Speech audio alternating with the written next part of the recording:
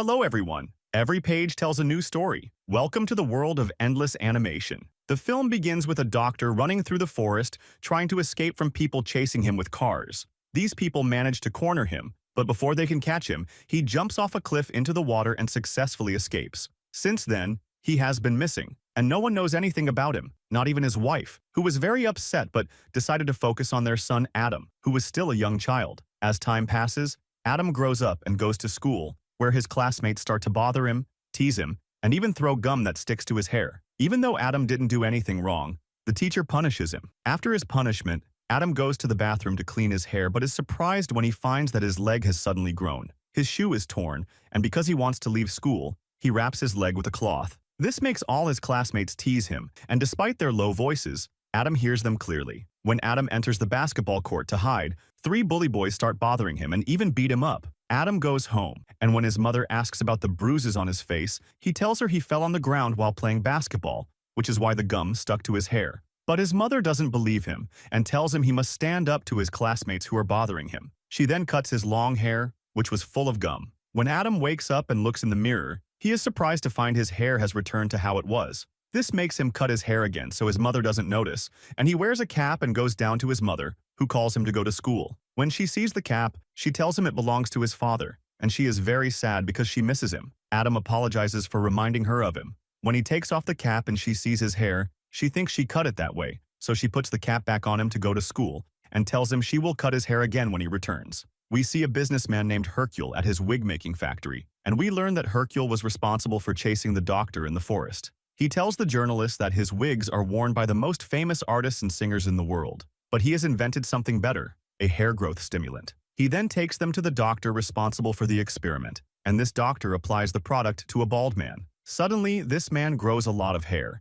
but the experiment fails when his hair catches fire. This makes Hercule tell the journalist that they are still in the testing phase and will surely find the problem and solve it. We return to Adam, who is called to the principal's office. When Adam goes to see the principal, he warns him not to fight with his classmates and tells him he must take off the cap because it is not allowed in school. When Adam takes off the cap, he is surprised to find his hair has grown again. After leaving school, he puts on his father's cap and is very happy with it, but a group of bully boys comes and starts bothering him. One of these boys takes the cap from Adam, and before he can tear it, Adam knocks him to the ground, takes the cap from him, and runs away. The boys chase him until they reach an amusement park where they manage to corner him when he enters a large pipe. When they try to beat Adam, he jumps up and kicks them with his leg and runs away. He goes home, puzzled by what happened. Before the boys leave, one of them throws a stone at Adam's house, breaking the window. When Adam starts to quickly collect the glass before his mother arrives, he sees a closed hole in the ground. He removes the cover and takes the box from the hole. When he opens the box,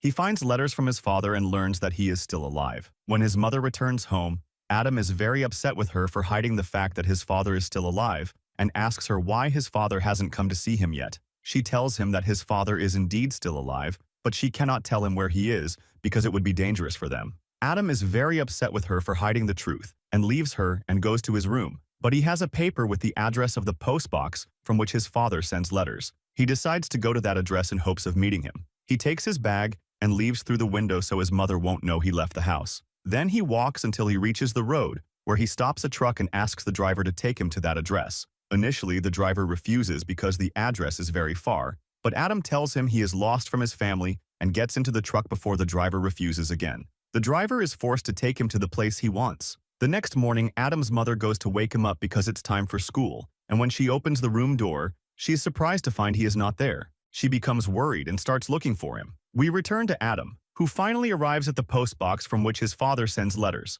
The box is located on the road, in the middle of the forest. When Adam opens the box, he finds a letter, but before he can take it, a squirrel snatches it from him and runs into the forest. Adam runs after it but cannot catch it. He walks among the trees, amazed by their shape and beauty, and tries to find someone to help him. Suddenly, he sees a leg full of hair behind him. Adam is very scared and runs quickly through the forest, but while running he falls into a trap and loses consciousness.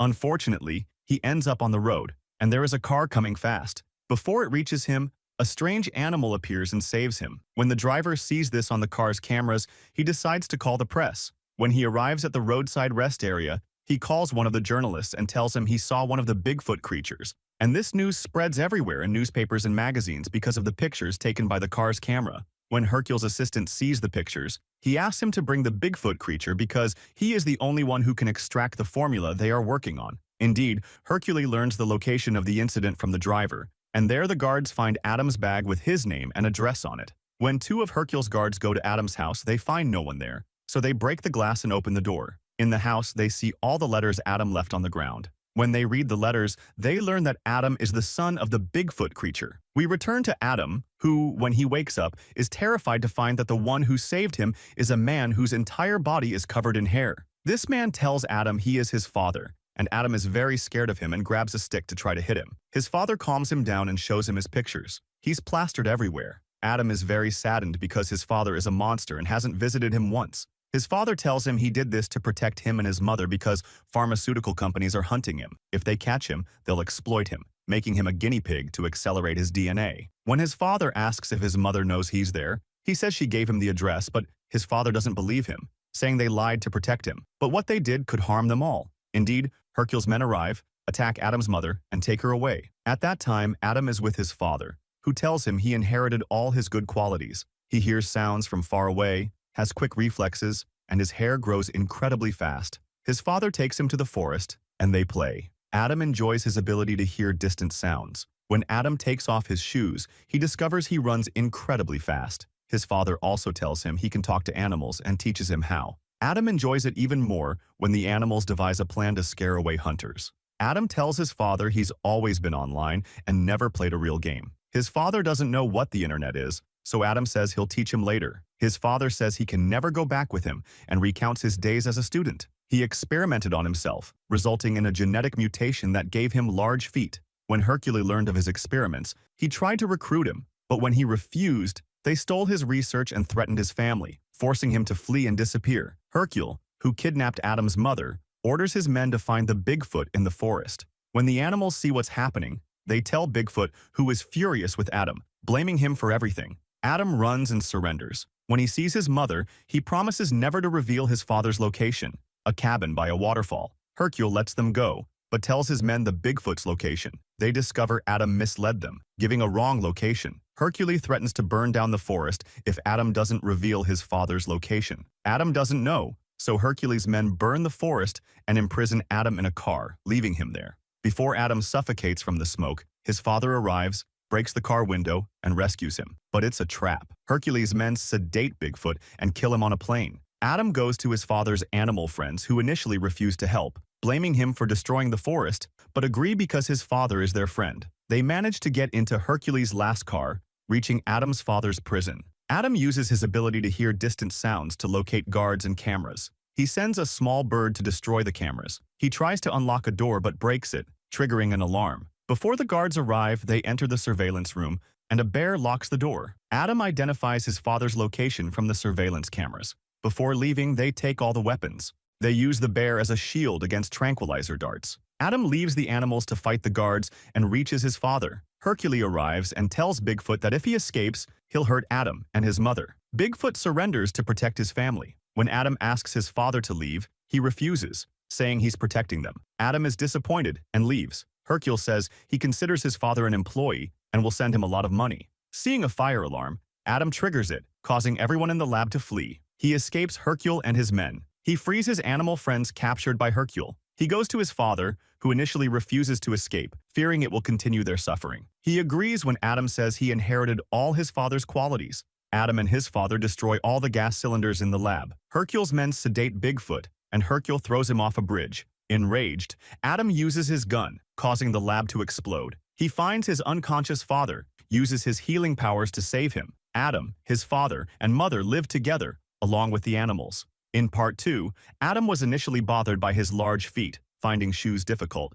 but he runs incredibly fast without them. He hears everything clearly from a distance, and his feet have magical healing properties. He can talk to animals, including a badger named Bulfer, and other animals who were his father's friends in the forest. Adam's mother wakes up to animals preparing breakfast. She asks them to clean the bathroom, which is full of hair. A raccoon named Ian throws food at her, and she scolds him. Unable to understand the animals, she asks Adam to translate, and he mistranslates to avoid conflict. The animals watch TV with Adam and his mother, seeing his father on a morning show. His father recounts his story as a research scientist studying genetic mutations. A failed experiment caused a mutation, turning him into Bigfoot. He hid in the forest for 10 years, hunted by a pharmaceutical company wanting to study his mutation. After the company's collapse, he can return to his family. He thanks his son Adam for finding him. The newscaster says it's a miracle. She can make him meet her agent, who tells her that all he's thinking about now is to make the world a better place. After Adam reaches school, he finds all his classmates gathered around him talking about his father. The school principal walks in, disperses them, and walks with Adam, telling him he knows how much he loves him. Adam jokingly replies that he was punished by him 2 months ago. The principal says it was just an administrative mistake and asks him to have his dad sign his picture and write goals under it. Adam leaves, saying he needs to catch his class. Everywhere he goes, Adam finds the kids standing with pictures of his father. He tries to escape them and hides in the bathroom, but the kids reach under the door. Adam escapes through the window, falling into a trash bin. His classmate, Emma, opens the bin and asks what he's doing inside. Embarrassed, he tells her he's researching recycling methods. Emma walks with Adam to his house, and he tells her all he wants is for his dad to come home because he's been busy lately, and he hasn't seen him at all. Emma tells him life changes suddenly, and she imagined her parents would stay together forever, but that didn't happen. Adam says his only ambition is for life to return to normal. Emma responds, telling him to look on the bright side and that everyone loves his father. Adam says he sometimes wishes it had remained a secret. Finally, they reach Adam's house and Emma is amazed by their new huge car. Adam explains they had to get it because they have a large pet, and it's the only car that can fit its size. Emma leaves, and when Adam enters the house, he finds it full of models of his father and a stranger talking on the phone, with all the animals in the house busy with video games. When he meets his father and asks what happened, he explains it all happened after his TV appearance. The person on the phone hands Bigfoot papers to sign, but he refuses, saying he doesn't want to sell things with his face on them and wants to do something meaningful in life. He scares the man away, who runs to his car to leave. Bigfoot reads a letter from a non-profit organization informing him that the government has granted permission for an oil company to drill in their wildlife reserve. This happened because the company convinced the government that the oil extraction process wouldn't affect the environment, which is false, and the company is lying, threatening the ecosystem. The organization asks Bigfoot to use his fame and influence to speak out against the oil company before it's too late. After reading the letter, Bigfoot says that's exactly what he wants, to use his voice to help people. His wife is surprised when he tells her he wants to go to Alaska, and Adam is upset that his father just got home and wants to travel again. Adam retreats to his room, saying angrily that one person can't change the world. His father tells him he's wrong and will prove it. His wife tells him they need to discuss this decision. Bigfoot enters Adam's room to talk, but Adam is upset and says he wants to sleep because he has school in the morning. Before leaving, Bigfoot tells Adam he loves him. Bigfoot travels to Alaska by glider, feeling fear from air turbulence and the plane's speed. Upon arrival, he records a video saying he's trying to save what can be saved, telling the story of the place, and mentioning it was abandoned for decades and called a ghost town. Suddenly, an animal appears, runs towards him, and asks him to stay off its land. Bigfoot meets the people who sent him the letter, Pam and Seamus, who are protesting against the oil company's vehicles entering the area. They welcome him and thank him for responding to their invitation. Bigfoot is surprised that no one else is protesting, but they tell him they're the only ones now, but they're very passionate about the cause. A person named Errol appears, and Pam says he's interested in their cause because he was born in Alaska. Errol offers Bigfoot to share his tent, and Bigfoot thanks him, starting a live broadcast to present the issue to people. Adam watches the broadcast and mocks the low view count, number 14. Adam feels sorry for his father, edits the video, adds music and sound effects, and video calls Emma, asking her to share it with her soccer team. Adam hopes all this will help his father return before Christmas. Engagement increases, reaching millions of views. Bigfoot is surprised by the number of people who joined the campaign at once. Errol tells him the video went viral, and everyone saw it. Seamus and Pam are happy because people are starting to care about the issue, and the news is talking about them. Adam watches the news with his mom and the animals, seeing the oil company owner saying the world still needs fuel. So his company developed a clean oil system and became an advanced tech company, assuring his company doesn't harm the ecosystem. At night, protesters gather around the fire, singing, but Bigfoot observes the oil company from afar with his binoculars, asking Errol why they need all this security if their intentions are good. Errol says they claim the oil extraction process must remain secret until they get a patent. Bigfoot insists he must know what's happening behind those walls. After everyone sleeps in their tents, he sneaks into the area without being seen by the guards. The next morning, Adam wakes up, goes online, and finds his father's video removed. When he goes downstairs, he finds his mom watching the news and discovers his father is missing. Errol says he saw him leave his tent, thinking he was going to the bathroom, unaware he'd disappear. The oil company's surveillance cameras caught him sneaking in, leaving nothing but his torn bag, suggesting a wolf attack. Adam doesn't believe it, saying his father talks to animals, so wolves wouldn't attack him. Adam's mom decides to book a flight to Alaska, but Adam suggests they drive their car to take the bear and raccoon, as they're wild animals that can help find his father and can't travel by plane. His mom agrees, and they take the car and leave. On the way, she reassures him and tells him that his father lived for 10 years in the wilderness and will not be in danger. Then they arrive in Alaska, and suddenly Adam's mother is startled when Errol appears suddenly at the window. The bear and the raccoon get out of the car, which frightens Errol, but he is told not to worry because it's a friendly bear. Adam's mother remembers Errol and tells him that she saw him on television and introduces herself. He welcomes her and tells her that everyone was scared and left after what happened to her husband. She asks him to take her to the last place he saw him and instructs her son to stay in the car with the bear and raccoon. After a long time, Adam decides to get out of the car and look for them, but Wilbur refuses to let him go, reminding him of his mother's orders. When Adam hears the sound of a car, he gets worried and sees a group of guards getting out, claiming to be friends of his mother. Adam does not believe them and leaves with Wilbur, who attacks the guards, allowing Adam to escape after the guards injure Wilbur and Tipper. Adam runs until he falls from a high cliff, and the guards believe he won't survive. However, Adam is still alive and climbs down from the tree. He checks his phone but finds no signal to call his mother. He continues walking barefoot in the cold forest and suddenly hears a strange sound. When he turns on his phone's light, a wolf attacks him, but Adam manages to communicate with it, explaining that he's there to search for his father. The wolf is surprised that Adam speaks its language and tells him that humans only destroy nature and care about oil. Adam expresses genuine regret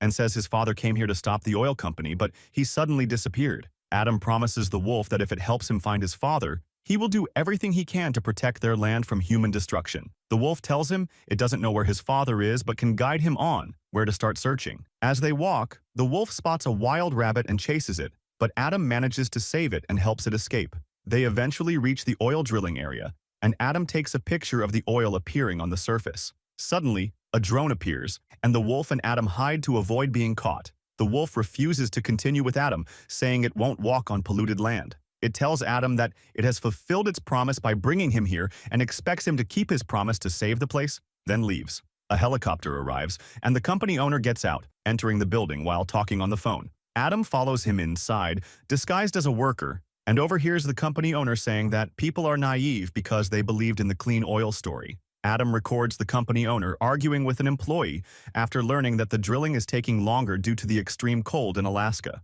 Moreover, there's a significant risk of using explosives, which could flood the entire valley with oil, posing a danger to the environment. The company owner dismisses these concerns, saying no one is watching them after Bigfoot and his group left, and he doesn't care about the environment or its problems. Adam quickly leaves after recording the company owner's words, who sees him leaving and becomes suspicious. Adam encounters Errol, who handcuffs him, revealing Errol's betrayal. He takes Adam to the company owner, who tells Adam that he only cares about oil. Then he throws Adam into a pit, telling him his family is inside and he can meet them. Adam turns on his phone's video camera, and after his legs are shackled and he's exhausted, he records a video telling the true story of the oil company, apologizing to his father and mother, expressing his admiration for them, and asking anyone who sees the video to share it so everyone knows. Then Adam tries to break the wood around him and falls into an old mine, where he finds his mother, who hugs him as soon as she sees him and reassures him after breaking the handcuffs on his wrists. Adam asks his mother about his father,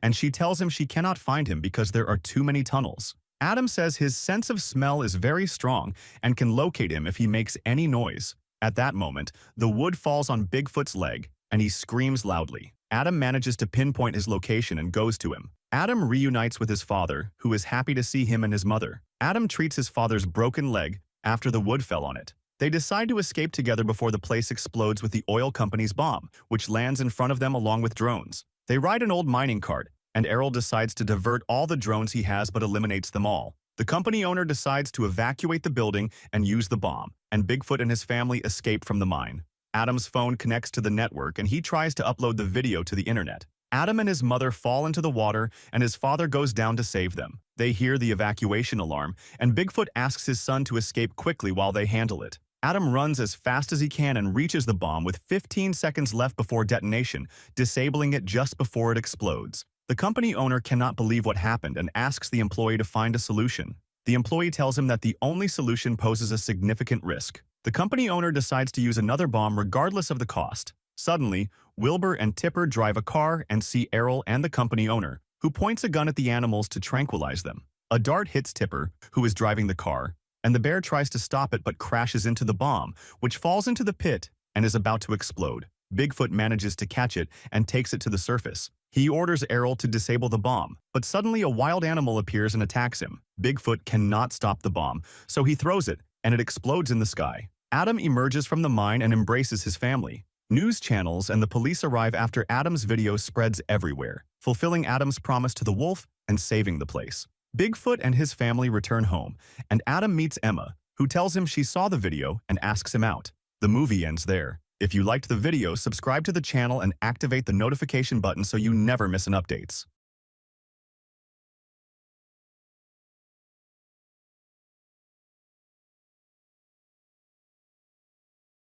Welcome to Screen Recap, your shortcut to movie magic. We break down the best films in minutes, keeping it fast, fun, and packed with all the essentials. Hit subscribe and stay updated with the ultimate movie recaps. The movie begins in a time when superheroes are the ones protecting planet Earth, including the two heroes, Miracle Guy and Techno. There is a malfunction in a special satellite belonging to their group, so Miracle Guy flies to space to inspect it. He is surprised to find the satellite destroyed, realizing that alien ships were responsible. Miracle Guy informs Techno about what happened and pulls out his phone to take a selfie with the alien ship, only to discover an entire fleet of them. They fire a beam at him, causing him to fall, and the battery of the device that enables Techno Guy to fly is damaged. He crashes onto the alien ship but notices the fleet and falls unconscious. Techno Guy manages to catch Miracle Guy mid-air, but his flying device malfunctions, and they both fall. The scene shifts to Missy, who wakes up and starts her day. She meets her father, Marcus Moreno, who was once the leader of the superhero team. He is watching the news about the fall of the two heroes, as he now works in an administrative role at the superheroes' headquarters. This is because he promised Missy he would no longer fight to avoid risking his life. Missy reminds him to keep his promise. Marcus then drops Missy off at school, tells her he loves her, and heads to work at the superhero headquarters. He boards a futuristic train-like car with a colleague, which takes them to the headquarters. There we see the head of the superhero program, Granada, and her team monitoring alien movements. They suggest sending only two heroes, as they believe the situation is minor. However, Marcus insists the matter is far more serious, and that the alien ships they see are merely a scouting team, with the actual fleet consisting of hundreds of ships. Granada then orders her team to send all the superheroes to confront the aliens, and instructs Marcus himself to lead the team. Meanwhile, Missy is taken to a special school for the children of superheroes. Most of these children have superpowers, except for Missy, who struggles to retrieve a ball stuck in a tree because she has no powers. Her friends leave her behind. Two agents from the superhero program arrive and take Missy with them in their car. On the way, Missy hears news of a state of emergency due to the alien attack on Earth. The agents grow annoyed by her many questions and lower the divider between them. Marcus calls her to reassure her that the agents will take her to the superhero headquarters for her safety. Upon arrival, Granada meets Missy and informs her that she will be placed with the other superhero children in a secure area while their parents fight the aliens. Missy is taken to a classroom filled with superhero children and is asked to join them. Granada tells the children to stay calm, but as soon as she closes the armored door, the mischief begins. One of the kids, Noodles, stretches his neck to eavesdrop on the door. He can stretch his body like Noodles. When he announces that Granada has left, the children start showing off their powers. Missy remains seated observing. A boy named Wheels, who uses a wheelchair because his leg muscles are too strong for his bones, introduces himself to her. Despite his condition, he has a sharp mind. He introduces her to the rest of the group and their powers. Noodles, who stretches his body. Oho, who draws strange but prophetic sketches. Acapella, who sings in different sound frequencies that can affect animals or move objects. And Slow-Mo, who moves slowly but can potentially move at incredible speeds. There's also Facemaker, who can change his face to look like anyone. And the twins, Rewind and Fast Forward, who can respectively rewind and fast forward time by a few seconds, though they often argue. Wildcard has multiple superpowers but struggles to control them, and the youngest, Guppy, can manipulate and shape liquids. When the kids ask Missy about her superpower, she avoids the topic as she hasn't discovered any yet. They turn on the TV to watch a live broadcast of the superheroes battling the aliens. The superheroes appear one by one, cheered on by the crowd, and Miracle Guy, despite his earlier fall, joins the group. Missy watches her father lead the team and realizes he has broken his promise not to fight again. Alien robots emerge from a spaceship and begin attacking the superheroes, defeating Miracle Guy, who had never been beaten before. The other heroes heroes engage the aliens but lack coordination, allowing the aliens to capture them one by one. The children watch in distress as their parents are defeated. Marcus apologizes to Missy via a smart missile for breaking his promise before engaging the aliens, but he is overpowered and taken aboard the alien ship. The superheroes are completely defeated. The President of the United States addresses the nation, promising to rescue the heroes no matter what. However, he is informed that the aliens have sent a message stating they will invade Earth within 3 hours. Instead of uplifting the people, the president expresses despair, prompting Facemaker to question how he even became president. Granada speaks to the children, urging them to stay put for their safety. However, the kids are worried about their captured parents. Missy convinces them they need to escape and help, revealing that the aliens already know their location because Oho had drawn a picture moments earlier, predicting the aliens cutting through the ventilation system of their hideout. This confirms Oho's ability to foresee the future, and Wildcard refuses her words and tells her that she is trying to play the role of the leader, but they all agree afterward to leave the place. Peacemaker lures the guards at the door, and when they enter, they find the children of the group. Missy tells them that they have decided to leave the place, but the guards mock them and tell them they will stop them. The kids place cushions on the ground, and Joby tells them they did that so they wouldn't get hurt when they knock them down. When the guard tries to knock her down, Joby starts beating them and knocks them all to the ground. She takes the entry and exit permit from the last one of them, but the guard manages to sound the alarm afterward. At that moment, the aliens enter through the ventilation shaft and take Wildcard. Missy quickly asks Rewind to turn back time for a few seconds. This time, Wildcard catches the guard and prevents him from sounding the alarm. They leave the premises before the aliens attack them. Noodles disguises himself in a security guard's uniform and stretches his body to appear as an adult. He exits the place with the rest of the kids. However, an employee discovers them and sounds the alarm. The young heroes realize they've been exposed and all flee. Missy bumps into Grenda while escaping, knocking her down. Grenda orders all the guards to close the doors, trapping the kids. Missy then asks Acapella to use her voice to manipulate the guards, and they all manage to escape afterward. They board a train using the permit they took from the guard and travel by train until they reach the end of the line. The guards surround them, and Missy asks Acapella to sing so that the sound waves lift the train. Acapella does so, causing the train to fly over the guards, and they finally escape the facility. However, Acapella is unable to change the train's direction with her powers. Noodles breaks a window, jumps out quickly, grabs onto a pole, and redirects the train. He then returns to the train, and Grenda and her guards watch them escape. She tells the guards she wants to find out where those kids are. The young heroes are still on the train, but Acapella and Noodles are exhausted, and the train starts falling from the sky. Missy asks Acapella to hold on until they reach a nearby place to hide. Acapella gathers her strength and manages to guide the train to the location Missy specified. The location turns out to be the private garden of Missy's grandmother's house, Anita Moreno, who is a trainer of superheroes. The kids greet her in disbelief and tell her they need to hide at her place, as there are less than 3 hours left until the Earth's invasion. At the superheroes' headquarters, Grenda discovers a signal from Missy's bracelet and is able to pinpoint the kids' location. Meanwhile, at Anita's house, she tells the kids they must take responsibility and save the world from the aliens. Missy agrees with her and encourages them to face the aliens and rescue their parents. The kids are motivated by the idea, and Anita asks them who will be their leader. Wildcard nominates himself as the team leader, but Anita tells them that Missy is the most suitable for leadership. She then takes them outside to a wide open area near her house to train. Grenda's guards manage to locate them and eavesdrop on their activities, reporting back to Grenda that they can hear the kids celebrating. During practice, Joby struggles to control her powers, but Missy helps her calm down. Slow-Mo also struggles as he moves slowly and falls, but Missy tries to manage the situation with the help of her teammates. On the alien spaceship, the superheroes are all imprisoned together, trying to come up with an escape plan. Unfortunately, they can't agree as each one thinks they are the strongest. They then receive a message from the US president informing them that their children have escaped the facility. Back at Anita's house, Missy feels discouraged, doubting her ability to lead the team. Her grandmother sits with her, reassures her, and tells her she believes in her abilities. Wildsey informs Missy that Grenda's forces are coming to capture them. Anita instructs the kids to escape through a secret tunnel in her house. Aliens capture Anita and take her with them. In the tunnel, Missy tells her teammates they need to think differently and lure the aliens out of the city to prevent its destruction. She then takes her tablet to light the way, and they exit the tunnel. Missy shares her plan with Wildcard in secret, saying there's a nearby spaceship. If they can reach it, it might take them to the mothership where their parents are held. They run to the spaceship and all board it. Noodles quickly pulls them aboard before the aliens capture them. The genius Moyles tries to operate the spaceship and manages to get it flying before they are caught. The spaceship then autopilots toward the mothership in space. During the journey, Missy and Wildcard start to understand each other better, and Wildcard thanks Missy for trusting him. After a while, they all arrive at the mothership in space. They disembark and explore the area, searching for their parents. Wildsey warns Missy that Grenda has discovered their location by tracking the signal from her bracelet, which she used to communicate with her father. He takes the bracelet from her and modifies it to track the signal of Marcus, Missy's father. They then follow the signal to locate their parents. As usual, Wildsey arrives late to join them. Along the way, Missy encourages Wildcard, who is struggling to control his powers. They then hear strange movements in the area, so they all hide, and suddenly they find the ground cracking, with massive alien arms emerging from the earth to attack attack them, but Acapella uses her voice to defeat them, and they enter a massive hall where a strange-looking pyramid is located. They are also shocked to find the US president with the aliens. They overhear him asking his assistants if everything inside the pyramid is ready. The assistants reassure him, saying that Earth's takeover will happen in an hour. The kids deduce that the pyramid contains the beings that will invade Earth. Before they can intervene, Granada appears with her assistants, telling them she's proud of how they escaped the heroes' headquarters to save Earth, declaring them real heroes. But then, a new drawing appears, showing Granada as an alien. The kids are shocked to find out that both Granada and the US president have been aliens all along. They capture the kids and lock them in a room. Granada tells them their weakness is their lack of unity, unlike their parents. She takes the water from Juby to prevent her from using her powers, locks the room, and leaves. Meanwhile, the superheroes are also imprisoned, trying to find a way out. Suddenly, a strange figure enters, attacking most of the superheroes who confront it. It turns out to be Grandma Anita, the hero's trainer and Marcus's mother, who had also been captured. She scolds the superheroes for losing the war because each of them is selfish and only thinks of themselves. Meanwhile, the kids remain locked up. Wellesley tells them he discovered that the US president's name, when read backward, spells I am an alien. They realize the aliens have been infiltrating Earth for a long time. Juby tries to use her powers to open the door but fails, saying she needs water to activate her abilities. Then Macy comes up with an idea. She pretends to give up, telling everyone they'll remain trapped forever and never see their families again. Her words make the others emotional and they start crying. Juby realizes Macy did this on purpose to collect their tears and uses them to create a key to open the door. Macy unlocks the door and they all escape. Meanwhile, Techno J manages to activate the surveillance cameras, allowing the superheroes to see their kids on the screens and realize they've freed themselves. Wildcard and Macy argue again, as Macy wants to stop the aliens from invading Earth, while Wildcard insists on rescuing their parents first. Macy takes the rest of the team, and Wellesley assures her he can stop the alien spaceship from launching. Granada sees Wildcard and Facemaker on the screens and goes to capture them, assigning other guards to capture Macy and her team. Macy sees the guards and urges her team to unite to defeat them. Acapella starts singing, affecting the guards, while Rewind and Slow-Mo engage the guards, taking them down one by one. Acapella and Juby also join the fight, attacking the guards. Wellesley uses his wheelchair to knock some guards over. However, the guards get back up, revealing their alien forms and chain the kids' hands. Wildcard continues searching for the superheroes but fails to find them, and Granada captures him. Macy, Rewind, and Fast Forward work together, using their powers to go back in time and defeat the guards by tying them up with their own chains. One guard has the keys, but Rewind goes back in time again to retrieve them. Granada interrogates Wildcard, who mocks her, calling her the dumbest alien he's ever seen. Meanwhile, the kids reach the pyramid, which is protected by an energy field. They wonder who activated the shield, only to discover that their teammate Ooh reveals herself as the one responsible. She admits she never believed the super kids could unite, just like their superhero parents. Macy tells her they've tricked her, as they are indeed united. Their plan involved Facemaker disguising himself as Wildcard to be captured by the aliens, while the real Wildcard is now in the spaceship's control room. Macy instructs him to disable the pyramid's energy field. Wildcard follows her instructions. They reveal they knew Ooh was a spy for the aliens after seeing a drawing she made of herself as an alien while they were escaping through the tunnel at Macy's grandmother's house. Ooh transforms into her true alien form, revealing she is the leader of the aliens. Wildcard disables the pyramid's shield, but Ooh warns them there are only 2 minutes left until the attack. She starts drawing alien creatures on her tablet, turning them into real monsters to attack the kids. Granada enters the control room where Wildcard is located. He tells her that his collaboration with Macy has helped him better control his powers. A battle ensues between the super kids and the alien monsters. Wildcard fights off the guards accompanying Granada in the control room. After defeating them, he uses a freezing beam from his finger to trap Granada. The superheroes watch everything happening through the surveillance cameras. The kids work together effectively to fight the aliens. Juby uses a strange liquid to cover the pyramid, transforming it into a giant shark, and she rides on top of that fish afterward, defeating all the monsters of strength. Messi leads the team and overcomes her fear after making Noodles stretch his arm like a rope. Then she walks on Noodles' arm, and the monsters try to attack her. She signals to Noodles, who withdraws his arm, causing all the monsters to fall to the bottom with Messi. But Noodles saves Messi and pulls her back up again. The superheroes are very proud that their children managed to achieve what they couldn't. Wellesley invents an electronic board to disable the pyramid, but before Noodles can disable the pyramid, she stops him again, causing the board to fall to the bottom. However, Slow-Mo manages to descend slowly and retrieve it. Then Wildcard arrives after defeating Grenada and all her guards. He flies with Slow-Mo, and together they manage to disable the pyramid at the very last second. What happens next is that the super kids discover their parents have been trapped in the pyramid all this time. Grenada arrives with her guards and joins forces, praising the super kids. She tells them that everything that happened was a test for them, because it's time for them to take their parents' place and defend the Earth. They did this intentionally to train them practically, because the entire galaxy benefits from Earth being strong. The alien leader congratulates Messi and tells her she's a successful leader. The superheroes finally reunite with their children, who prove that through their cooperation they could achieve miracles, and that in times of crisis they can be heroes, even if only for one day. If you liked the video, don't forget forget to like and subscribe to the channel, and don't forget to activate the notification bell to receive the latest movie summary.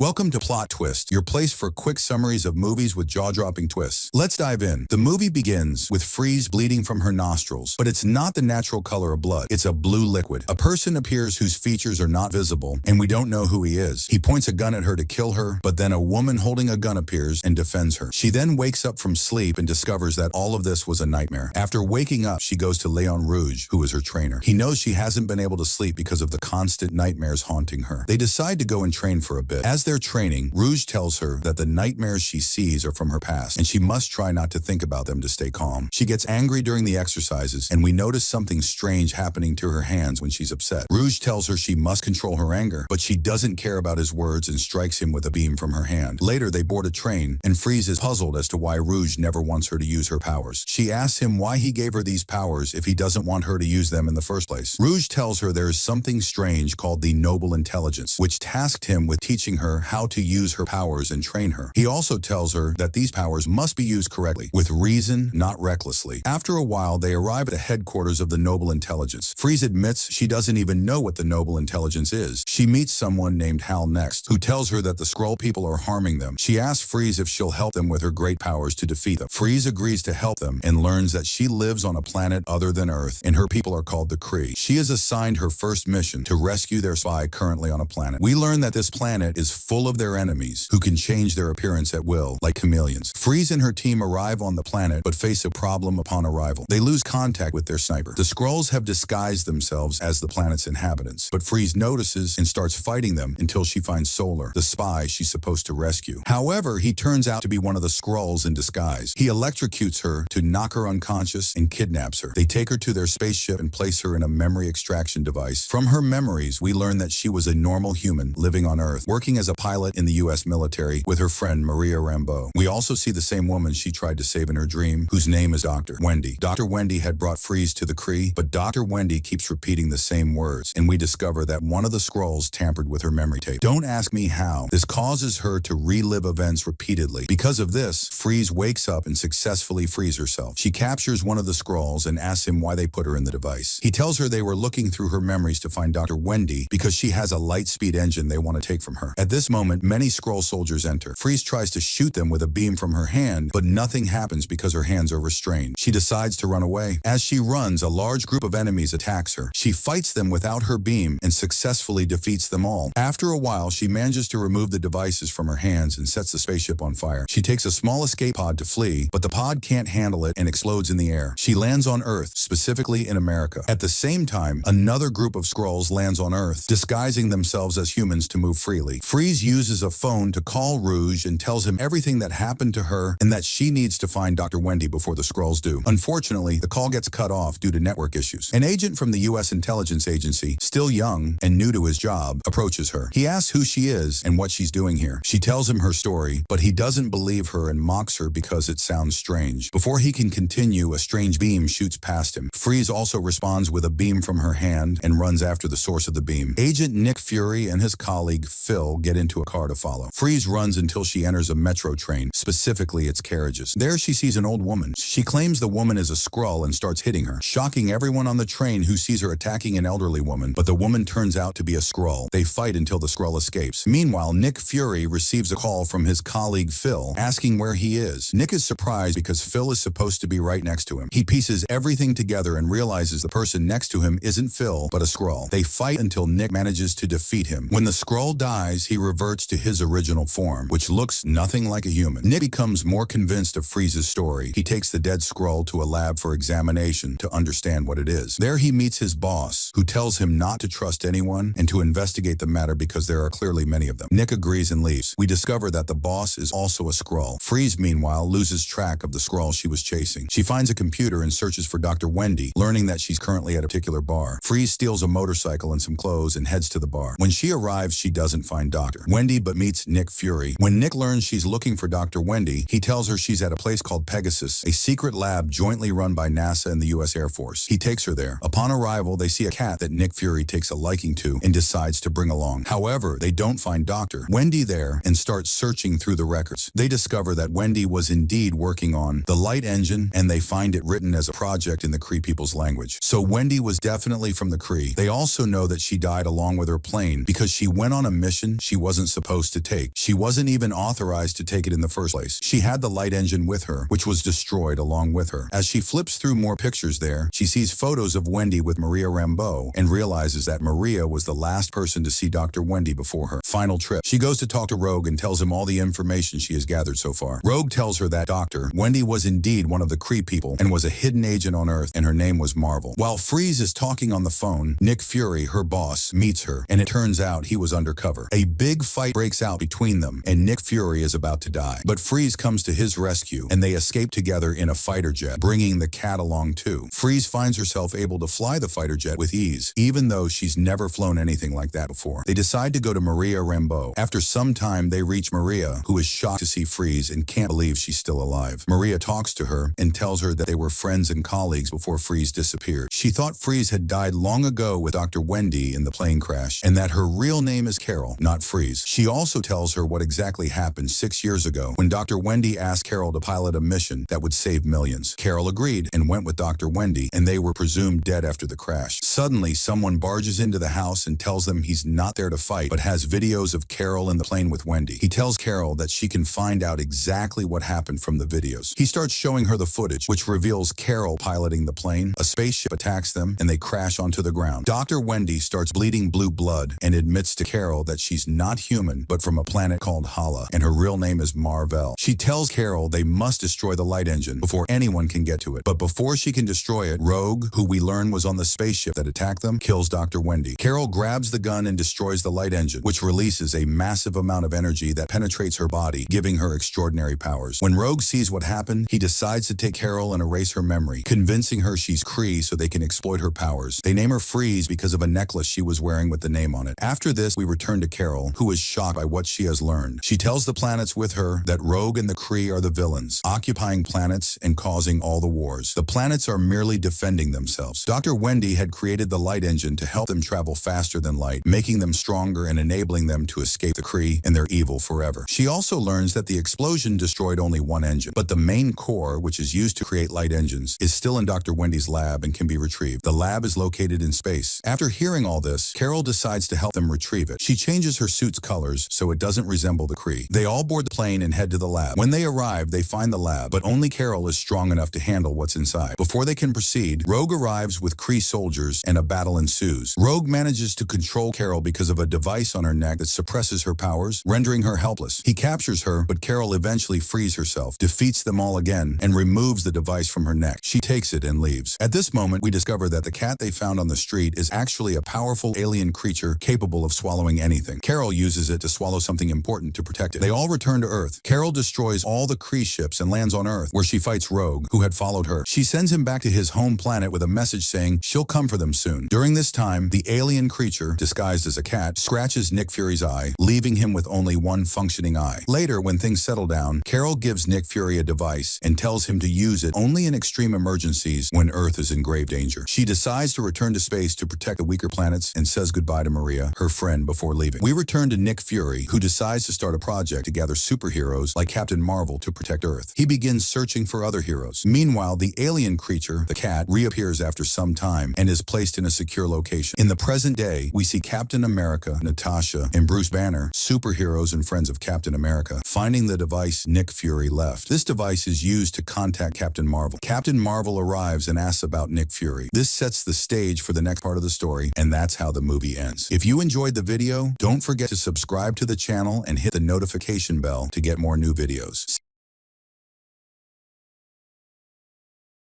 Welcome to Cinema Bites, your go-to for movie recaps in a flash. Big twists, epic moments, all in just minutes. The story begins with Kato, whose ship is attacked by a mysterious and terrifying sea monster, causing the ship to sink. Kato wakes up to find himself on the shores of an unknown island. He starts wandering around the island looking for someone to help him until he reaches a small, organized, and clean village. But what's strange is that it's eerily quiet, giving the feeling that it's devoid of life, until he reaches a building with the word bar written on it. He enters to quench his thirst, but is horrified by a shocking scene of a person whose lower half is severed and whose blood is being drained into a beer box. The man tries to help but realizes he's on his last breath. During this, Kato hears sounds coming from the room next to them. When he approaches, he finds 4 bloodthirsty vampires feeding on the legs of the unfortunate man outside. Kato immediately stumbles and runs out of the building, screaming. His screams intensify the panic because they awaken the entire village, which also turns out to be full of vampires. Suddenly, he finds himself being chased by the entire village and surrounded. He grabs a stick and tries to defend himself. Their numbers are large and they are strong, on the verge of devouring him. At this moment, he feels that they are about to consume him, my friend. Fortunately, a masked hero appears and engages in a fight with the vampire villagers. Although he kills many of them, they seem endless. He then takes Kato and runs until they escape deep into the forest. Later, the masked hero reveals his identity by removing his mask. At that moment, Kato is shocked to realize that the masked man is none other than his friend Ken, who disappeared months ago along with their other friends. We learn that Kato was worried about his long absence and traveled to search for them in case they needed help and to rescue them. But after what happened to him, he deeply regrets the decision. Ken explains that the island is ruled by vampires led by a vampire named Miyabi, and that their other friends are still alive and hiding in a nearby village. At first, Kato doesn't believe him and thinks he's joking, but suddenly, Ken starts experiencing pain, and his eyes turn red, revealing that he has also been infected and is now a vampire. While Kato stands frozen in horror, Ken screams at him to run quickly because he doesn't want to harm his friend. Kato, seeing him in this state with red eyes and realizing it's real, runs for his life, leaving his friend behind. The scene then shifts to the remaining friends on the island, who were part of the group that came to the island with Akira to search for his missing brother. They are trapped on the island, and Akira has been training them to defend themselves from vampires and monsters. These training sessions were conducted by their trainer Ayama, who taught Akira how to be strong, face vampires, and eliminate them. At this point, they engage in a fierce battle with a large group of vampires, but Akira and the trainer demonstrate impressive combat skills. One wields a sword, while the other uses a massive tree branch. Suddenly, a gigantic monster appears and attacks Akira. Oh no! Akira doesn't know how to handle it until Ayama intervenes to help his student. Using the tree branch, he lifts Akira, who reaches the monster's head and delivers the fatal blow. At that moment, the leader of the vampires on the island, Miyabi, appears. Yes, my friend, it's him. He laughs menacingly and congratulates Akira on defeating the monster. But Akira's response is a swift attack on Miyabi, who easily blocks his strikes and declares that he could kill Akira effortlessly, but doesn't want to. Instead, he wants Akira to join him because he admires his strength and courage. He tells him that if he joins, his powers will double and he'll live a better life. Of course, Akira refuses, prompting Miyabi to summon new monsters, stronger and faster than the first one, to kill Akira. Akira runs, leading them away. Meanwhile, Yuki, Akira's friend, notices that Miyabi is in her bow's range and exposed, so she shoots an arrow toward him. It almost hits him, but he catches it effortlessly, locates her position, and in an instant appears behind her, sinking his teeth into her neck. As he begins to drain her blood, Yuki screams in pain, losing all hope. When Akira sees that his friend and love, Yuki, is in danger, he drops everything and charges at Miyabi, who is holding Yuki with one hand and mocking Akira with the other. The battle heats up, and Akira manages to cut Miyabi's body in half, only to discover that Miyabi possesses the ability of immortality and cannot be killed by conventional means. Once again, Miyabi offers Akira the chance to join him, threatening to turn Yuki into a vampire. He's about to do it when, from afar, someone secretly observing them shoots an arrow at Miyabi, hitting him in the eye. Although Miyabi is immortal, it doesn't mean he doesn't feel pain. He screams in agony, while Miyabi is distracted by the arrow in his eye. Akira seizes the opportunity to escape with Yuki. We then learn that Ken was Yuki's friend before he turned into a vampire. That's why he was watching her most of the time to ensure her safety. The next day, the trainer reveals that the only way to kill vampires is by cutting off their heads, but this doesn't apply to Miyabi. Fortunately, they discover a vaccine that could kill Miyabi, and they begin preparing a plan to storm the building where the vaccine is located. Elsewhere, Miyabi learns about the vaccine and orders his secret fighter to retrieve it before Akira can. We return to Kato, who is still running on the island and eventually reaches a small village. He discovers that Akira's missing brother, Atsushi, is still alive and is the leader of this village. Kato enters one of the barns in the village, where one of the villagers has turned into a vampire. However, the villager refuses to drink blood despite the immense pain he feels. In the end, his appearance changes, turning into a terrifying monster. Atsushi locks the barn and is forced to kill the villager to protect the rest of the innocent villagers. Kato approaches Atsushi and commends his unparalleled bravery for saving the villagers from the terrifying monster. He asks where the monster came from, and Atsushi explains that vampires must continuously drink blood to maintain their human form. Kato is shocked to discover that the entire village, including Atsushi, Atsushi are vampires. Though they are not dangerous and are peaceful, the situation remains tense. Atsushi then takes Kato. The tunnel is hidden under the island. Kato doesn't know where to go now. At the end of the tunnel, Atsushi leaves him and suddenly disappears. Kato doesn't know where he went. The next day, Agara and his team attack the laboratory where the vaccine is kept. It is heavily guarded by a large number of bloodthirsty vampires. A fierce battle ensues, but as expected, Agara and his team defeat the vampires easily. Agara finally reveals himself to Yuki and protects her before the vampires can kill her. At that moment, a giant monster appears with eyes all over its body attacking Agara. Besides its strength, the monster has the advantage of seeing everything around it at the same time due to its many eyes. This makes it hard for Agara to attack or surprise it. The monster is not only highly perceptive but also incredibly strong, cornering Agara and nearly finishing him off. Suddenly, his brother Atsushi appears, intercepting the attack. Agara is stunned to see his brother still alive, but there's no time to dwell on it. He regains his focus and the two brothers team up to kill the monster. After a long and exhausting battle, they execute a dual attack and manage to kill the strange creature with one blow. Strangely, after defeating the monster, Atsushi decides to leave again. He tells Agara to stay away from him because he has now become a vampire. He warns Agara not to trust any vampires, even if they are family, as vampires are humanity's greatest enemies. In the next scene, Agara gathers his friends again and heads through the tunnel leading to the laboratory. Along the way, they encounter a new group of vampires who attack them ferociously. Fortunately, these vampires are slow and seem to have recently transformed or are not well fed, so Agara and his companions defeat them easily. They continue through the tunnel, walking a long distance until they finally reach the laboratory. There, they find another group of vampires waiting for them. The heroes, as usual, are unfazed and attack with courage, managing to kill them all. However, one of them, called Shishin, gets injured, but luckily Agara saves him before he loses too much blood. After this intense battle, they spend a long time searching for the vaccine and almost lose hope. In the end, Agara finds the vaccine that will save Miyabi. At that moment, Atsushi appears again, but this time as an enemy. He threatens to kill Agara if he doesn't hand over the vaccine. It turns out that Atsushi has sided with Miyabi and works for him. Atsushi's threats are serious, and he violently attacks to the point of killing one of Agara's friends who tries to intervene. The situation is heartbreaking, and before dying, the girl urges Agara to save the island and destroy the vampires. Atsushi is unmoved and takes the vaccine before leaving. The group prepares to leave but hears strange noises in the next room. When they enter, they find their friend Kato, the last person they expected to see, as they had left him in their distant city. Kato explains that when they took too long to return, he got worried and decided to embark on a crazy journey to find them. He regrets his decision and fears they might have turned into vampires like Atsushi. They assure him they are still human and haven't transformed. Just as they regroup, they are interrupted by the appearance of a giant monster with a snake-like body and a human face. The monster won't attack unless it sees them clearly, so they hide and quietly make their way up a staircase. However, the monster hears a noise and spots Kato through a reflection. It becomes furious and attacks them. The intense attack causes panic, and they rush up the stairs. At the last moment, they reach the roof of the building, enter through another door, and continue moving to escape the seemingly endless place. They find themselves in a passage of an abandoned coal mine. There's a small cart used for transporting coal. They think using it might get them out faster, but unfortunately, it's old and rusty, making it difficult to move. To make matters worse, the monster finds a new path and catches up to them. Agara manages to get the cart moving, and everyone climbs aboard. The monster increases its speed, chasing them relentlessly. It throws handmade objects at them, which, while not lethal, slow them down. The monster takes a shortcut to trap them, and when they look back, they think they've escaped. However, they are mistaken, as the monster suddenly appears ahead of them, charging at full speed. With no way to escape, they are headed straight for the monster's mouth. Luckily, the rail tracks ahead are broken and elevated. Due to their speed, they leap over the monster, landing back on the tracks. The monster doesn't give up and continues the chase. Eventually, they encounter a locked door blocking their path. With no other choice, they break through the door at full speed, only to find the end of the tunnel. They fall from a great height into a lake, and the monster cannot follow them. At this moment, Agara realizes that Atsushi has fully joined the evil side and is no longer the brother he once knew. He must confront him to retrieve the vaccine and stop Miyabi. In the next scene, Kato leads Agara to Atsushi's village. Agara wants to attack and kill all the villagers because they are vampires, but Kato pleads with him, explaining that these vampires are not evil. They live peacefully and don't harm anyone. Agara hesitates and calls out to his brother. Atsushi finally appears, and a fierce battle ensues. Despite being brothers, the fight is brutal. Atsushi is much stronger than Agara, but Agara's determination gives him the upper hand. During the fight, Atsushi signals the other vampires in the village to come to his aid. At this moment, Atsushi retreats and hides in an ancient tomb. Agara follows him, and the battle intensifies further. He manages to count Akara and begins to touch his blood until he weakens and was about to lose consciousness. At the last moment, Akara thrusts his sword into his brother's eye, forcing him to move away. He easily pulls out the arrow as if nothing had happened. The fight heats up again, and they exchange punches and blows until Akara corners him, and the blows become intense and painful. Due to Akara's powerful punches filled with rage, a stone pillar cracks and was about to fall on him, something he didn't expect. Atsushi saves him, sacrificing his own life. The stone crushed Atsushi's lower half, leaving him beyond saving. Akara declares that he had to collaborate with Miyabi reluctantly to protect his village. Finally, Atsushi asks Akara to cut off his head to end his suffering and find eternal peace. At that moment, the villagers, Atsushi's followers, arrive with his wife, who is pregnant with his child. Initially, Akara refuses to kill his brother because he couldn't bring himself to do it, but after persistent pleas from Atsushi, his wife, and the villagers, he is forced to agree, realizing there is no way to bring his brother back. He raises his sword and, in a moment, ends his brother's life with his own hands, closing his story. Afterward, they recover the vaccine, take it, and leave. As for Atsushi's wife and the rest of the villagers, they realize they cannot contribute anything good to humanity, and that only evil comes from them. They decide on collective suicide, blowing up the cave and ending their story as well. Meanwhile, Miyabi anticipates an attack on him, so he decides to strike first. He orders his 3 daughters to attack Akara's village. These 3 daughters, by the way, are humans, not vampires. Miyabi uses them to drink their fresh blood. Shortly after, the 3 daughters arrive at the village, each accompanied by an army of vampires. They begin to slaughter everyone there, resulting in a gruesome massacre. Finally, Akara's friends are surrounded by a massive number of vampires. Additionally, Miyabi's daughters summon huge, terrifying monsters, including the one that appeared to Akara in the tunnel. Returning to the family tomb, Akara retrieves the vaccine that will enable him to defeat Miyabi. Suddenly, Miyabi appears, congratulating Akara on killing his brother and offering him, for the second time, to join him. This time, he tempts him even more, offering immortality and the position of his right-hand man. However, Akara resists these temptations, promising Miyabi a gruesome end. He vows to eliminate all the vampires on the island and save humanity. This marks the beginning of the final battle between the strongest human on the island and the leader of the vampires, who possesses extraordinary powers. Unfortunately, we don't find out who triumphs.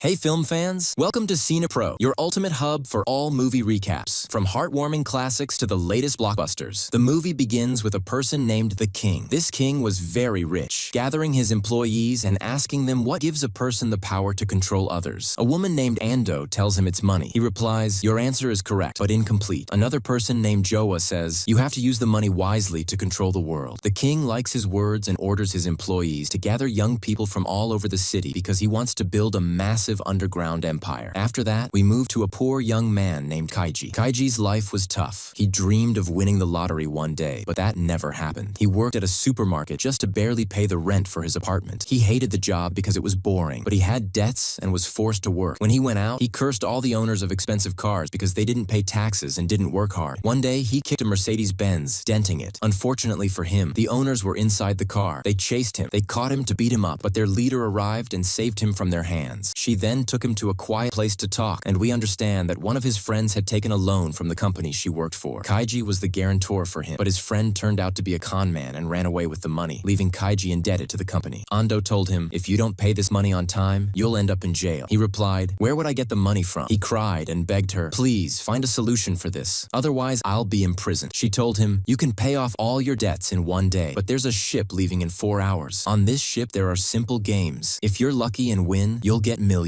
She handed him an invitation to board the ship. Kaiji was happy and started thinking about whether he'd buy a white or black Mercedes-Benz after winning. Later, he arrived at the ship, excited because he had nothing to lose and no family to care for. He entered and found many young people like him on the ship, all in tough situations and burdened with debts. Then Joa arrived and started explaining the nature of the games. He told them, "Each of you will have 3 stars, and each star is worth 1 million yen. Since you have no money, we will lend you these stars, but we'll charge 1% interest for every minute that passes." However, the contestants didn't like the idea and said, "What are you lending us? We don't want loans. We don't need more debts." Joa told them, "The one who wins in the end will have all their debts cleared and will also be able to exchange their stars for money. For example, if you win 5 stars, you'll exchange them for 5 million yen. After that, the guards distributed 3 stars and an envelope containing 5 cards to each person. These cards were for the game Rock, Paper, Scissors. Joa explained the rules. Each of you received stars and cards. And of course, you all know the game Rock, Paper, Scissors. The game is as follows. 2 people will stand face to face and play. Both will use their cards at the same moment. The winner of the round will take a star from the loser and add it to their stars. The card used will be placed in a box and won't be reused. If 2 contestants tie in stars, both will win, but on the condition that they use up all their cards. The contestants rushed to play against each other before time ran out. We saw the winners taking stars from the losers. Kaiji stood shocked, unable to comprehend what was happening around him. Suddenly, he saw someone lose all their stars stars, and the guards took them to a dark room. The person screamed loudly until their voice disappeared. As for the winner, they entered a white room, clearly happy, as if they'd entered paradise. Later, a contestant named Funai approached Kaiji and suggested they play together. He told him, "Let's agree to tie so we both win. We'll decide on the cards we'll play without anyone noticing." Kaiji was happy and said, "You're a good-hearted guy." They started playing, using the same cards each time. Suddenly, Funai played a different card and tricked Kaiji, winning the round and taking a star from him. Kaiji said, "What is this? I can't believe it." Funai replied, "It was accidental. Sorry, we'll make up for it in the next round. You play rock and I'll play scissors. But first, put a star so everything looks normal to others." Funai took the star, but he deceived Kaiji again, played scissors, and took the second star. Now Kaiji had only 1 star left, while Funai had 5. Kaiji said, "You con man, you're taking advantage of me." Funai replied, "I couldn't find anyone dumber than you to fool." He left, but Kaiji grabbed him by the collar, saying, "Where are you going?" Funai pushed him, causing him to fall, and Kaiji's card dropped to the ground. Kaiji got up angrily and punched Funai, choking him. Blood dripped from Funai's nose onto Kaiji's card on the ground. The guards separated them and restrained Kaiji. He told them, "He tricked me and laughed at me," but the guards ignored his words. Half the time had passed. Funai stood among the contestants and shouted, "Kaiji has only 1 card left, and that card is scissors. Anyone with a rock card can beat him." Everyone with a rock card gathered around Kaiji. At that moment, Funai shouted, "Kaiji has a scissors card, and anyone with a rock card can beat him." Kaiji said loudly, "Funai has a rock card, and anyone with a paper card can beat him." He told Funai, "No one will play against you, and you'll lose the game because you must use up all your cards." After that, one of the guards caught a contestant named Koso trying to dispose of his card in the bathroom. The guard threw Koso's card on the ground and told the contestants, "Anyone who tries to cheat will lose the game." Kaiji looked at his card and saw blood on it. The blood came when Funai hit him, and it dripped onto his card. Kaiji started thinking of a trick to win. At that time, all the contestants looked at each other's cards, becoming afraid and suspicious of one another. Funai came forward and said, "I'll take all the cards and shuffle them together. Each person will receive new cards, and no one will know what cards the others have." They agree with his words, and he starts shuffling the cards together and distributing new cards to everyone. But the cunning hands Kaiji the same card he had before to easily defeat him. This is because Kaiji's card has blood on it, making it easy to identify. Later, Kaiji befriends Oso, who had been cheating earlier. Oso had 2 stars, and then Funai approaches Kaiji and asks to play again. Funai is confident because he marked Kaiji's card with blood and knows what he has. However, Kaiji outsmarts him, understanding his strategy well. He proposes playing 1 round for 3 stars. If Funai wins, he gets the star Kaiji has and the 2 stars Oso has. But if he loses, he will give up 3 stars. Funai agrees confidently, thinking Kaiji only has the scissors card. Funai plays rock and tells Kaiji to play his card. The surprise is that Kaiji plays paper instead of scissors, taking 3 stars from Funai. He gives 1 star to Oso and keeps 2 for himself, leaving Funai shocked and confused about how this happened. Kaiji explains, "I knew you marked my card with blood, so I befriended Oso and swapped my scissors card with his paper card. I took 2 drops of blood from the wound on his face and placed them on the paper card. When the cards were shuffled, you gave me the card with blood, thinking it was scissors, but it was paper instead." Funai gets angry and wants to hit him, but the guards intervene and take Funai to the black room. The problem is that only 30 seconds remain, and Oso still has the cards and needs to get rid of them. Kaiji and Oso divide the cards equally and play them all quickly to ensure neither loses. They finish all their cards before time runs out, resulting in a draw and saving both of them. However, Oso is surprised by an extra card he hadn't noticed, leading to his loss in the game. Kaiji tells him, "Since you shared the victory with me, I'll share the loss with you," and enters the black room with Oso. It's revealed that those who enter the black room are forced to work underground to build the king's empire. They are treated terribly, humiliated, and treated like slaves. They are forced to work every day, and anyone who protests is tortured. Each worker has an electronic chip implanted in their body to prevent escaping. Every day at the end of the day, they would take a very small salary, and every day a car would arrive with food and drinks, and all the workers would spend the money on food, and they would not have any leftovers. All the money is enough for the workers to spend all their money and continue living like slaves. The next day, an earthquake happens in the place, and many workers are injured. Keiji was going to escape, but he was injured. He carried him on his back and took him to the clinic. Bella finds many injured workers in the clinic, and no one is treating him. He asks the doctor, who tells him that the injured must pay him to be treated later. Keiji meets one of the injured named Sun. Sun wanted to escape like Keiji, but he couldn't find a way. The doctor listens and tells them that the only way out of here is through the brave men. But Keiji and Gon don't know what this brave men's way is. The next day, the workers are gathered as usual, and suddenly the guards enter, holding Sun, and they tell the workers that Sun chose to enter through the brave men's way. He makes the workers understand that this way is just a game. Whoever wins will get a lot of money, but whoever loses will die. At At that moment, Kaiji, without thinking, decides to enter this game because he can't live his whole life in this place, and he told them, we will enter this game. Either we die and relax, or we win a lot of money and leave from here. So he encouraged the workers and asked them to enter the game too. After that, they are taken by elevator to a very high place, and the contestants discover that they are in a very high place, and they start to be afraid. After that, Gawa enters to explain to them the rules of the game. He tells them, each one of you will get a check for 10 million yen, but they have to cross this bridge and reach the second building. This bridge is thin and strong, meaning if anyone touches it with his skin, he will be electrocuted and he will fall, and this is so that no one's intelligence will betray him, and he will think that he will slide on the bridge. They intended to make the game difficult and exciting because it was filmed, and the rich people were watching them, and they were staring at the contestants as if it was a horse race. The game begins, and the contestants walk slowly and try to balance their bodies, and Keiji's body was betraying him, and he was about to fall, but he regained his balance at the last moment. After a while, the contestants saw lightning in the sky and started to get nervous. One of them fell and died. At that moment, all the contestants got scared, and a number of them started to lose their balance and fell from above. With each fall, the rich started to get excited because they were winning the bets, and the problem was that it started to rain and the wind started to increase. His beau decided to give up because he couldn't continue. He gave Keiji his check and said to him, if you win, give this money to my daughter because she is an orphan and she has no one in the world except her. He kept encouraging Keiji and told him to continue and he would win. Indeed, Keiji was hungry and continued, but when he looked behind him, he didn't find Usui. He shook that Usui had fallen and died, but he didn't make a sound so as not to scare Keiji. After that, Keiji and Sun focused and were able to pass to the other side, but they couldn't believe it. They themselves that they finally succeeded, and there was nothing left for them but to open the door and enter. At that time, Keiji looked up and Bella saw the king looking at him from the window. He was scared and felt that the game was not over for him yet. As soon as Sun opened the door, a strong gust of air came out and he fell from above and died. Keiji also slipped, but caught it at the last moment and was able to enter the building at last and became the first person to win this race since it was made. The rich started to applaud him, and the king congratulated him on the victory. He said to them, I don't want anyone to congratulate me. I want the money inside. He said to him, initially you won't take Oso's money because Oso died. As for your 10 million, we deducted the interest and we also deducted the loan that you had that your friend took from our company. After all these deductions, you are left with 750,000. But Keiji did not like that talk because he wanted to take his friend's money and hands it to the orphan girl and tries to hit Jawa, but the guards enter and catch him. The king says to him, I am giving you one last chance to win money. You will play one last game called the Emperor's Game. You will play this game against Jawa. This game is about each player taking 5 cards, 4 citizen cards and an emperor card, or 4 citizen cards and a slave card. The game will be card against card. The citizen card can defeat the servant card. The servant can defeat the emperor. The emperor can defeat the citizen. A tie occurs when a citizen faces another citizen. At that point, Keiji chooses the servant's set because the winnings of the servant's set are 10 times those of the emperor's set. However, the only drawback of the servant's set is that you must play the first card. This allows the opponent to see your facial expressions and guess what you played. The game begins, and each player places their card face down. They discover that they both played the citizen card, resulting in a tie. In the next round, both players play the citizen card again, resulting in another tie. In the third round, Keiji decides to play the servant card, hoping that Joe will play the emperor card, allowing the servant to defeat the emperor. Unfortunately, Joe plays the citizen card, and the citizen defeats the servant. Thus, Joe wins the game. At that moment, the guards take Keiji away, and he notices that Joe is wearing the watch upside down. Keiji feels deceived and starts thinking and questioning how Joe tricked him. He recalls that there is an electronic chip implanted in his body and suspects that Joe used it to read his adrenaline levels. When Keiji played an important card like the servant card, his adrenaline levels rose due to fear and tension. Joe understands through the watch on his wrist that Kaiji's adrenaline levels have increased, so he plays the citizen card and wins. At that point, Keiji uses his brain and tells Jawa, I want to go to the bathroom. When Keiji enters the bathroom, he calls on Endo and tells her about his plan and the trick Joe used to win. He also asks her to lend him 5 million to defeat Joe. She agrees, but on one condition. She tells him, if you win against Jawa, I want a share of the winnings. Keiji agrees to her terms. After that, she takes him back to the game location. When the king sees him, he is surprised by Kaiji's determination and agrees to let him play against Joe again. But before the game starts, Keiji bangs his head against the mirror multiple times until he bleeds. He does this so that Joe's watch won't have consistent adrenaline indicators. When Joe arrives and looks at his watch, he finds that Kaiji's adrenaline levels are irregular, making Joe very anxious. Joe spends a long time thinking before playing any card. They play the first card, and both turn out to be citizens, resulting in a tie. In the second round, Keiji plays a card, and Joe spends an hour thinking under pressure before playing his card. Joe plays the citizen card, and they tie again. In the third round, Keiji plays a card, card, and Joe is nervous and scared because if he loses, he will have to work with the laborers. Joe spends an hour thinking before picking up the Emperor card and playing it. Joe guesses that Kaiji played the Citizen card and confidently plays the Emperor card. The surprise is that Kaiji played the Servant card. The Servant defeats the Emperor, and he told him I hurt myself so that the adrenaline levels in my blood would rise, and you wouldn't be able to guess what I played. Everyone is shocked and can't believe that Kaiji won. Jawa gets angry and tries to hit Kaiji, but the guards restrain him. The king becomes furious with Joe and hits him because Jawa bet all his money thinking he would win, but ended up losing. The king tells the guards to make Joe work with the laborers for the rest of his life, never to see the sun again. Afterward, the king hands Kaiji the 50 million he won, which was the amount the king had bet. The next day, Kaiji sits with Endo in a restaurant, treating her to a lot of food, celebrating their victory. Suddenly, Kaiji faints, and we learn that Endo had put a sedative in his drink. After a while, Kaiji wakes up to discover that Endo has left. The shock comes when he realizes she took all the money and left him a note that says, "Sorry, but I took all the money. Don't worry, I'm not greedy. I left you 435,000. Kaiji is furious and can't comprehend what happened. Despite this, he doesn't keep the money for himself. Instead, he gives it to the orphaned daughter of Osu, who has no one in the world after her father's death. Kaiji returns to his old life, but this time he has paid off all his debts and appreciates the value of the simple life he used to live. The film ends with this scene. If you like today's video, don't forget to like, subscribe to the channel, and activate the bell to receive all new updates. See you in the next video.